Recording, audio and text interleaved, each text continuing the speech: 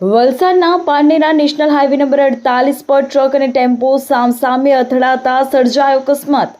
સ્થળ પરથી મળતી વિગતો અનુસાર વલસાડના પારનેરા નેશનલ હાઈવે નંબર 48 પર વહેલી સવારે અમદાવાદથી મુંબઈ તરફના ટ્રેક પર ટાઇલ્સ ભરેલી ટ્રક નંબર MH43C 8077 જઈ રહી હતી। તે દરમિયાન ટ્રક ચાલકે સ્ટીયરિંગ પરથી કાબુ ગુમાવતા ટ્રક ડિવાઈડર કુદાવી સામેના ટ્રેક તરફ આવી ચડતા સેલવાસથી કપડાના રોલ ભરેલા ટેમ્પો નંબર DN 09K 9323માં ધડાકાભેર અથડાતા અકસ્માત સર્જાયો હતો। અકસ્માતમાં બંનેના ચાલક અને ક્લીનર કેબિનમાં ફસાયા હતા।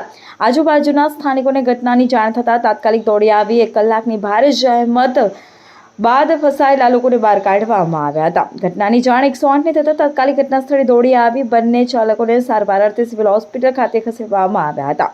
અકસ્માતને પગલે નેશનલ હાઈવે નંબર 48 પર કાપડના રોડ રસ્તા પર વિખરાઈ જતા ભારે ટ્રાફિક સર્જાયો હતો।